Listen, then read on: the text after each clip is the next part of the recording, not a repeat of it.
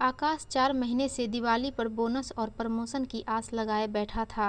3 साल की कड़ी मेहनत, कम छुट्टियां और ओवरटाइम से उसने अपने बॉस का दिल जीत लिया था।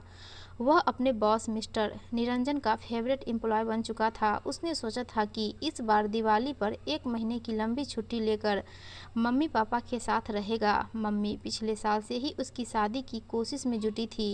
अपने साथ काम करने वाले सुमित को कई बार वह अपनी छुट्टियों की प्लानिंग बता चुका था। उसके सारे सहकर्मियों को भरोसा था कि उसे अब की बार दिवाली पर बोनस के साथ साथ प्रमोशन भी मिलेगा। मिस्टर निरंजन ने प्रमोशन की लिस्ट में आकाश का नाम सबसे ऊपर लिखा हुआ था और उसे वे कई बार बता भी चुके थे। हालांकि हेड ऑफिस से फाइनल लिस्ट आनी बाकी थी। सप्ताह का पहला दिन था।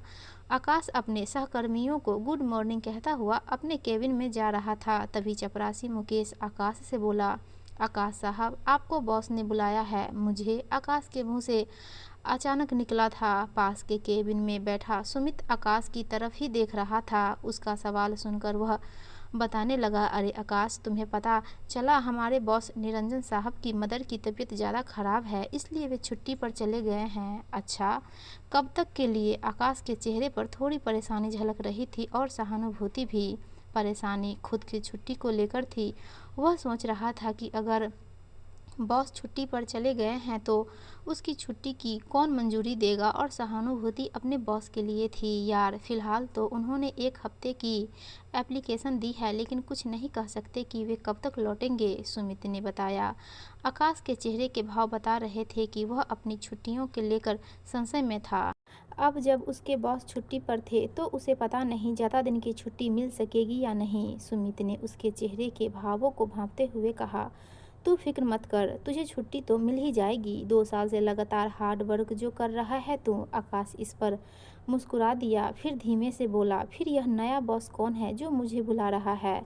कोई नई मैडम निरंजन सर की जगह टेम्परेरी अपॉइंट हुई है, सुना है दिल्ली से है, सुमित ने बताया और बोला, तुम मिलने जाकर ऑफिस का वर्क समझाने के लिए बुलवा रही होगी तुझे। चल, फिर मैं उनसे मिलकर आता हूँ। आकाश के चेहरे पर अब थोड़ी राहत झलक रही थी। सुमित की इस बात से उसे राहत पहुंची थी कि 2 साल से वह हार्ड वर्क कर रहा था। कंपनी के पास उसकी छुट्टी कैंसिल करने की कोई वजह भी नहीं थी। ये सब सोचते सोचते आकाश बॉस के रूम का दरवाज़ा खोलकर अंदर चला गया। Please, may I come in ma'am? Akash cabin के दरवाजे को आधा खोलकर धीरे से बोला। कम इन। मैडम किसी फाइल को सिर झुकाकर देख रही थी। आकाश चुपचाप उनकी टेबल के सामने जाकर खड़ा हो गया। मैडम ने अचानक अपना सिर उठाया और शायद सिट डाउन प्लीज कहने ही वाली थी कि रुक गई। आकाश भी अपनी जगह बस खड़े का खड़ा ही रह गया। उसे इस बात की बिल्कुल उम्मीद भी नहीं थी कि वह उसे आज यहाँ अचानक इस तरह मिलेगी। वह काजल थी, कॉलेज की पुरानी दोस्त नहीं, कॉलेज के दिनों की आकाश की एकमात्र दुश्मन। दोनों ने कभी एक दूसरे से कॉलेज में बात भी नहीं की थी, लेकिन उनका झगड़ा फेसबुक चैटिंग पर पहले हो चुका था। आकाश का कॉलेज में पहला साल था। वह पढ़ाकू किस्म का लड़का था। उन दिनों वह काजल की तरफ आकर्षित हो गया था, लेकिन उसे उससे बात करने में न जाने क्यों बहुत ज़्यादा झिझक महसूस होती थी। काजल अच्छी होस्ट होने के साथ साथ कविताएं लिखती और सुनाती भी थी। ऐसी कई बातों ने आकाश को प्रभावित कर दिया था, लेकिन आकाश चुप रहने वाला लड़का था। वह काजल से बात करना तो चाहता था, पर कर नहीं पाता था। 2 सेमेस्टर पूरे होने के बाद आकाश के कॉलेज में कुछ दिनों के लिए छुट्टियां हो गई थी। तभी एकाएक उसे फेसबुक जैसे माध्यम का साथ मिल गया। उसने इंटरनेट पर फेसबुक आईडी बना ली और काजल को फ्रेंड रिक्वेस्ट भेज दी। काजल ने उसे एक्सेप्ट भी कर लिया। अब जैसे आकाश को नया आसमान मिल गया था। थोड़ा बहुत जो भी लिख लिया करता था फेसबुक पर पोस्ट करता। उसके क्लासमेट भी अब उसे नोटिस करने लगे थे। फिर वह एकाएक काजल को अक्सर उसकी कविताओं की तारीफ लिखकर भेजा करता। उसकी तस्वीर पर कमेंट कर दिया करता। बदले में काजल भी रिप्लाई करती थी। एक दिन उसने काजल की एक तस्वीर देखी और उस पर उसे कुछ पंक्तियां लिखने का मन हुआ। उस दिन उसने कमेंट में अपनी वे पंक्तियां न लिखकर काजल की उस तस्वीर को डाउनलोड कर अपनी टाइमलाइन से उन पंक्तियों के साथ अपलोड कर दिया और काजल की टाइमलाइन पर वह तस्वीर टैग के जरिए भेज दी। यह सब देखते ही काजल ने आकाश को मैसेज किया, अपलोड करने से पहले पूछ तो लेते। आकाश ने रिप्लाई किया, जी सॉरी, आपको बुरा लगा हो तो मैं उस तस्वीर को हटा देता हूँ। आकाश फेसबुक का नौसिखिया संचालक था। उसे मालूम नहीं था कि उस फोटो को पूरी तरह से हटाने के लिए उसे डिलीट के ऑप्शन पर जाना होगा। उसने सामने दिख रहे रिमूव के ऑप्शन से उस तस्वीर को अपने प्रोफाइल से हटा लिया और सोचने लगा कि तस्वीर पूरी तरह से हट चुकी है। थोड़ी देर बाद काजल का फिर मैसेज आया, फोटो अभी तक हटा क्यों नहीं? आकाश तो समझ रहा था कि वह हट चुका है, इसलिए रिप्लाई किया, हटा तो दिया है। काजल का इस बार थोड़ा तीखा रिप्लाई आया, अपने मोबाइल अपलोड में देख। आकाश मोबाइल अपलोड नाम की बला को उस समय जानता ही नहीं था। उसने फिर रिप्लाई किया, कहाँ? मोबाइल अपलोड में देख। काजल का रिप्लाई अब सख्त लग रहा था। ओके, आकाश ने नपातुला जवाब दिया। उसे हल्का सा धक्का लगा था। उसे काजल के अपने अपलोड में देख जैसे शब्दों से ठेस पहुंची थी, क्योंकि अब तक उन दोनों के बीच बातचीत में हर जगह आप देखिए जैसे शब्द ही शामिल थे। आकाश ने जैसे तैसे मोबाइल अपलोड ढूंढा। अब वह उस तस्वीर पर गया, लेकिन वहाँ भी उसे डिलीट का ऑप्शन नहीं मिल रहा था। तब तक काजल का एक और तीखा रिप्लाई आ चुका था, फोटो अभी तक नहीं हटा। फिर एक बार काजल ने मैसेज किया, मिस्टर क्या चल रहा है यह सब? आकाश ने रिप्लाई किया, कुछ टेक्निकल प्रॉब्लम आ रही है। साइबर कैफ़े जाकर जल्दी ही उस मनहूस फोटो को हटा दूंगा। आकाश अब थोड़ा झुंझला सा गया था। उसे काजल का यह व्यवहार अच्छा नहीं लगा था। मनहूस, इसके आगे कुछ अपशब्द थे काजल के रिप्लाई में। अब आकाश ने सबसे पहले साइबर कैफ़े में एक व्यक्ति से पूछकर उस फोटो को डिलीट किया। फिर काजल को मैसेज किया, आपका वह फ़ोटो डिलीट हो चुका है। एक बात कहूँगा कि वह मेरी गलती थी, पर आपको यूँ तू तराक से तो पेश नहीं आना चाहिए।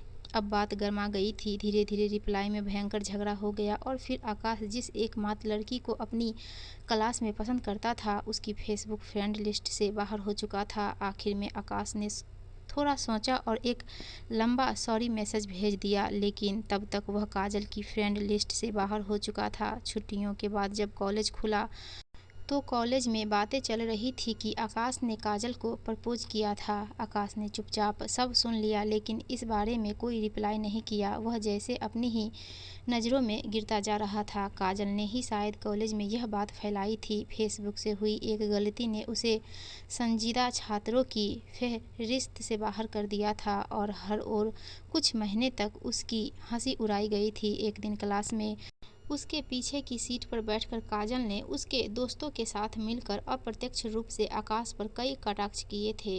वह उसकी हंसी उड़ा रही थी, पर आकाश कुछ नहीं बोला। वह अब तक खुद की ही गलती मान रहा था, लेकिन उस दिन से उसने काजल से नफरत करना शुरू कर दिया था।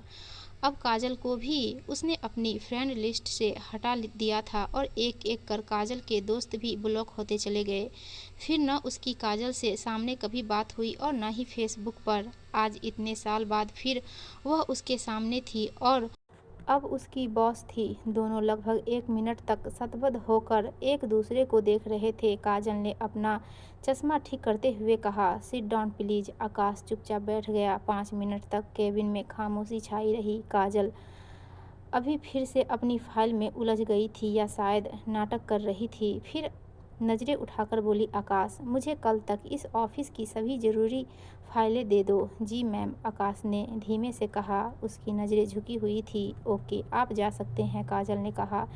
इस बार उसकी नज़रें भी झुकी हुई थी। आकाश केबिन से बाहर आ गया था, लेकिन अपने अतीत से नहीं। उस रात उसे नींद नहीं आ रही थी। गुजरे हुए कल में जो हुआ था उसे तो वह नज़रअंदाज कर चुका था, लेकिन अब उससे उसकी वर्तमान ज़िंदगी प्रभावित होती दिख रही थी। आकाश को फिक्र सता रही थी कि उसकी छुट्टियां काजल अस्वीकृत न कर दे। वह लंबे समय से छुट्टियों का इंतज़ार कर रहा था और अब उसे लग रहा था कि काजल उससे पुरानी दुश्मनी जरूर निकालेगी। अगले दिन वह परेशान सा ऑफिस पहुंचा। चपरासी ने पिछले दिन की तरह ही उसे आज फिर बताया कि बॉस यानी काजल ने उसे केबिन में बुलाया है। आकाश वे ज़रूरी फाइलें लेकर केबिन में पहुंचा जो उसे पिछले दिन काजल ने छांटने को कही थी। मैं आई कम इन मैम? आकाश ने औपचारिकता निभाई। Yes yes. काजल ने उसकी तरफ आज पहली बार मुस्कुरा कर देखा था। वे फाइल्स?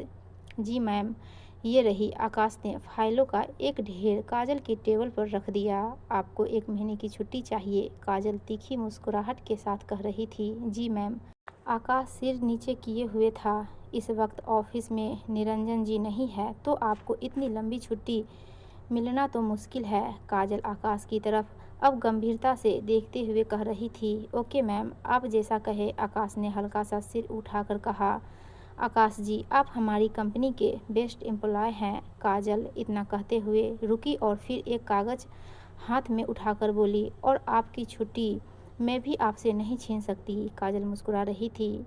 अब आकाश ने वह कागज़ काजल मैम के हाथ से ले लिया और उसे पढ़कर अब वह भी मुस्कुरा उठा। थैंक यू मैम, आकाश ने खुश होते हुए कहा। आकाश की आंखों में कृतज्ञता झलक रही थी। इट्स ओके आकाश, काजल अब गंभीर मुद्रा में कह रही थी। केबिन में कुछ लम्हों तक खामोशी छा गई थी। काजल ने उस खामोशी को तोड़ा। आकाश, ये इट्स ओके तुम्हारे उस 9 साल पहले के सॉरी के लिए है जो तुमने फेसबुक पर मैसेज किया था। आकाश चुपचाप खड़ा हो गया था।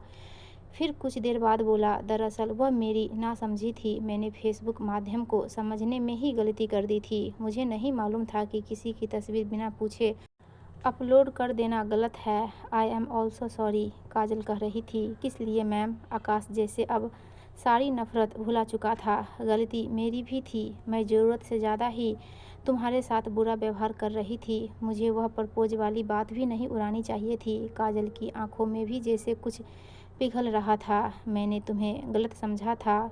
इट्स ओके मैम, आकाश इतना कहकर चुप हो गया था। काजल ने फिर कहा, मैं चाहती तो तुमसे बदला लेती, तुम्हारी छुट्टियां कैंसिल कर देती। एक बार मैंने सोचा भी, पर कुछ देर चुप रहने के बाद काजल जैसे कोई सटीक बात ढूंढकर बोली, कल को हो सकता है तुम मेरी जगह हो और मैं तुम्हारी जगह। इस तरह नफरत से ज़िंदगी नहीं जी जाती। उम्मीद है तुमने मुझे माफ़ कर दिया होगा। ऑफ कोर्स मैम, आकाश ने मुस्कुराते हुए कहा। तो कल से तुम छुट्टी पर हो? काजल ने मुस्कुराते हुए आकाश से पूछा। जी मैम, आकाश ने भी हंसकर जवाब दिया। ओके, एंजॉय योर हॉलीडेज़, तुम जा सकते हो। काजल इतना कहकर आंख बंद कर अपनी कुर्सी पर पीठ टेक कर बैठ गई, जैसे कोई भारी बोझ कंधे से उतार दिया हो। आकाश जब बाहर जाने के लिए केबिन का दरवाज़ा खोल रहा था तब मुस्कुराते हुए काजल ने उसे रोककर कहा, आकाश हैप्पी दीपावली। आकाश भी मुस्कुरा दिया और बोला, आपको भी काजल मैम। इतना कहते हुए आकाश मुस्कुराता हुआ बाहर आ गया। उन दोनों के बीच खड़ी कई साल पुरानी दीवारें अचानक ढह गई थी। जिंदगी खुशियां बांटकर खुशियों का कारण बनकर चलती है, नफरतें पालकर नहीं। दिवाली के इस अवसर पर क्षमादान के दीपकों की जलती हुई लौ में आकाश और काजल के दिलों में नफरत से भरे कुछ अंधेरे कोने रोशन हो चुके थे। दोस्तों, आपको ये कहानी अच्छी लगी हो तो प्लीज़ वीडियो को लाइक कीजिएगा और चैनल को सब्सक्राइब